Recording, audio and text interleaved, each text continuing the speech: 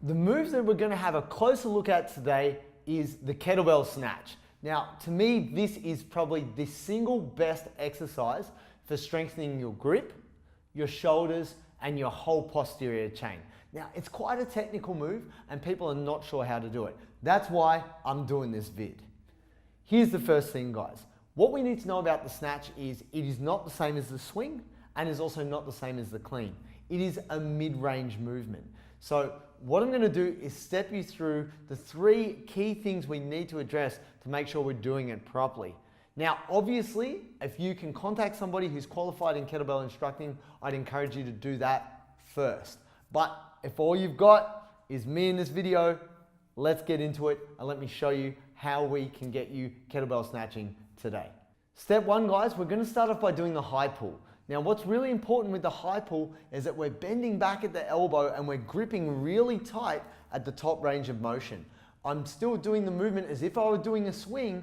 I'm pulling back in my rear delt, my upper back, and I'm squeezing the grip so the kettlebell stays in line with my hand. Then I'm pushing forward using my pec and decelerating the bell between my legs, catching with my hamstrings. It's really important that we give that maximum force when we come up, squeezing the grip, we pause for half a second and then push it back down to the middle. Be very careful you don't bring it too close to your head. Second thing, guys, is we're actually going to punch under the bell. Now I'm actually going to push my shoulder forward, protract my shoulder, and then retract my shoulder. Now I'm going to start low with the swing. I'm going to go up just 45 degrees, punch out. Then I'm going to come up another 10 degrees, punch out. Another 10 degrees, punch out. And each time I'm working a little bit higher. I'm swinging higher using my hips to create the momentum. And then I'm reaching out to my shoulder joint and then I'm retracting and flipping the bell back down. Now I gradually do this higher and higher and higher until I'm swinging the kettlebell all the way up and punching all the way through to a snatch.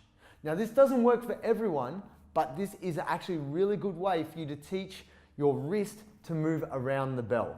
Because one of the key problems is, guys, we over grip. And now I'm going to show you how we can solve that problem. Third tip here, guys, it is so important that you are not holding the bell too tight. Now, when we bring the bell up, our elbow is bent, we're coming up into our high pull action, and now what I'm going to get you to do is to push your hand through and up. So when you actually finish fixating your elbow at the top of the range of motion, your hand should be pretty much relaxed. So what we're doing, guys, we're coming up into the high pull, we're continuing on higher, and we're going to release the bell and slide my hand up and through. Just as a professional catcher in any ball sport will actually give just a little to take a little bit of impact out of the ball hitting their hands, we're doing exactly the same thing with the kettlebell. It's really important that we don't hold on too tight to the end because then it smashes in the wrist and then we're hating life. So when we're completing our high pull, I want you to pull up with the elbow, and in the last 15 degrees range of motion, I'm going to get you to open your hand up ever so slightly and push your hand through. Also, when we are decelerating the bell, guys, and we're lowering it, it's really important that as we let it down, we are not over gripping here. Now, I'm going to actually turn my thumb in towards my waist. Now, what's really important about turning your thumb in towards your waist is the kettlebell is playing like this through your wrist. It's not rolling backwards and forwards here, which is going to tear your hands. And this is a common complaint with the snatch.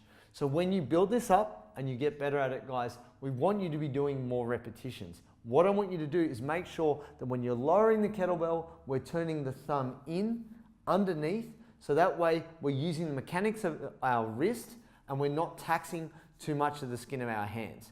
That way you can do more kettlebell training, get more powerful in the shoulders, stronger in the grip, and much better and more powerful through the hips. Until you've mastered this technique, you should not be going heavy. The reason is, guys, we can actually injure ourselves if we're not careful. So what I'd say is go light, work on your technique, make sure you use plenty of chalk, and if in doubt, go straight to my website, jttenacity.com, and then send me a message. I'll be able to help you out.